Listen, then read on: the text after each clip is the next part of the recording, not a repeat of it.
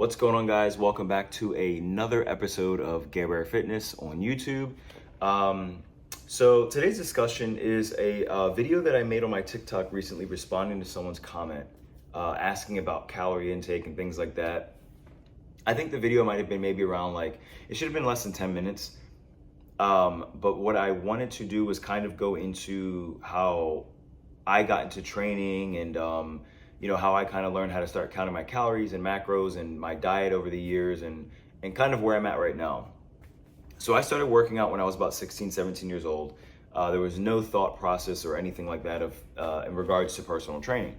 So some people may know this story personally, but the person who inspired me to work out was Taylor Lautner when I saw him in New Moon. I was like, man, I want to look like that. I want to feel like that. I want to have confidence like that. Because I was a super, super skinny kid. And, I was like, man, this is the time right now. I'm in high school, getting more into dating and all that kind of stuff. So just high school is a rough period too, because you're always still trying to figure out who you are, and like every little thing just kind of sticks in your head so much more, and then you're stuck with everybody for 4 years. So I started high school at 126 pounds. I was a super skinny kid, like I said. No, let me rephrase that. I wasn't 100 pounds till I was 15. By the time I started working out, I started at 126. So I guess I gained 26 pounds finally through those years. And then when I graduated high school, I was 135. Now, I don't know what possessed me, but for some reason, I thought that I was the biggest person in the world. And we've all been there before. We're all like, oh my God, like I'm so massive and I've got all this muscle. And then you get to college. I went to Penn State Abington, and you get to college and you're like, man, I'm skin and bones. Look at these guys out here, So there was a guy that I met in the gym. Well, there was two people there. There was a guy named Adrian I met in the gym, and then there was my friend Chris. And one of the things that they had always suggested to me was that when I couldn't put on weight, because I was also swimming at the time. Again, some of you guys may know that I was swimming. Some of you guys may know that, some of you guys may not know that. But generally my background is track and swimming, and then I moved into weightlifting. So my metabolism has always been very high genetically, and sport-wise as well too. So both of them had consistently told me to start tracking food. Now, my Fitness Pal was already out at the time being. I think this was like 2012, 2013, somewhere around there.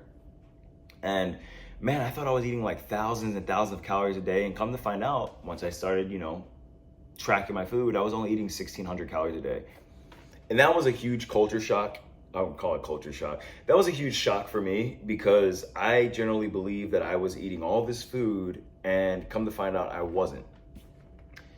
So obviously at that point in time, started eating a little bit more, then a little bit more, it's a little bit more. And then the weight came on slowly.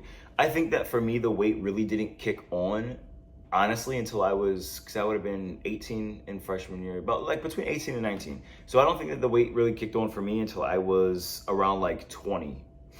That was when I was doing accounting work. Because I was doing accounting work. I had two accounting positions. One was a distribution company. The second one was at a security risk and travel agency.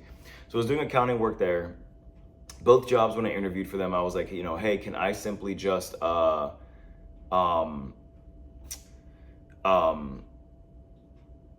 can I simply just eat at my desk and not take a lunch break, because I want to eat consistently? And I was like, hey, I'll give you an extra hour of work, but I want to make sure I'm getting all my food in and everything. And both jobs agreed.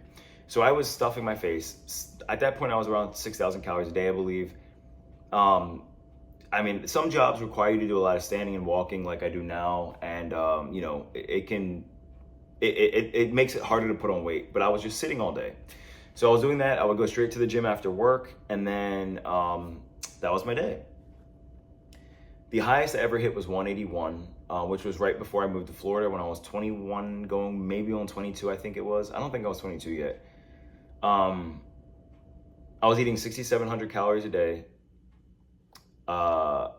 And I was dense, Now, I will say now at 30, I can notice that even though I'm less than that now, and I don't eat as much anymore, my body still has more maturity to it now.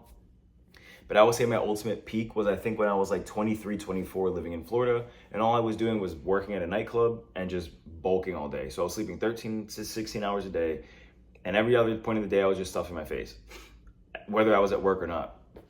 And I also think the environment of doing security will like somehow, psychologically, I don't know, maybe your body's like, oh my God, I need to be bigger in this environment. I don't know, whatever. But that was the most I ever ate. Now, the problem that I always had was your sleep gets messed up when you're trying to break down that much food all the time. When your sleep's messed up, your training's not good. And when your training and sleep aren't good, your diet's not, you're not hungry. Eating that much food a day, there were so many days where I could go 24 hours without eating. I could feel my body energy-wise need the food, but I wasn't hungry. And that was one of the issues that I kept running into. I loved the way I looked. I was very strong, had a lot of endurance in the gym, but counterside, super sluggish. Diet was just, I'm not going to call it the diet. My urge to eat, my appetite was just not very good. And just maintaining that for me was just not realistic. So obviously, I think I hit that point twice. And then I came back down again, came back down in calories and everything so I could get more of a normal life. Obviously during COVID, personal things in life, I lost a lot of weight. I think I went down to like 155 or 158 or something. Now I'm 160. And getting back up to 5,000 calories every day has been one of the most challenging things I've been dealing with. My body again has always responded best to high volume. So I'm talking like 20, 25 sets. Some people don't agree to that training system. My body has responded very well to that. And with high calories, it's unmatched. And it's crazy because I've been struggling getting over the 4,500 calorie hump range for about a year and a half, 2 years. And it's interesting because I feel like my body, and one of the things I talked about on TikTok, guys, is that everyone's body's different. So one of the things is that I've tried the clean eating, I've tried dirty eating. My body just works best with something in the middle. That's just what works for me. So,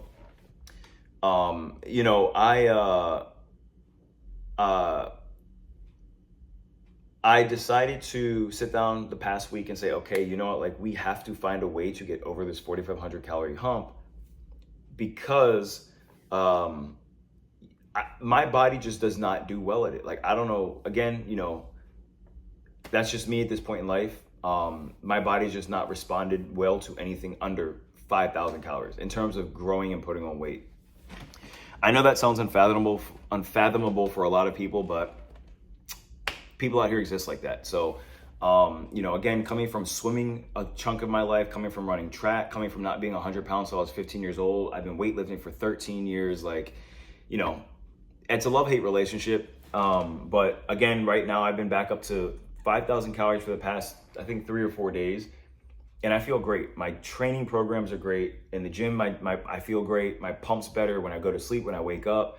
I love feeling full all the time, which all people who live want to be full all the time. We can't. But I think that the thing that came down to it was really a mindset situation. Is that one, it takes a lot to understand your body because again, your body changes over time. So for example, when I would generally use a lot of mass gainers, one of the things that it would do over the past couple of years was bloat me or my creatinine levels were coming up. And there were a lot of studies done that talked about creatine not affecting your creatinine levels, but I ended up coming off of that. And by the way, I'm healthy, guys, so there's nothing wrong with me. But I actually ended up switching to a vegan mass gainer, vegan pre-workout, vegan, all that stuff. But I eat meat. I was just like, okay, well, let me try and find supplementation that is less stressful on your organs and things like that. So I did, and that's generally what I do now. And then the other portion of my food is legitimately just food. It's just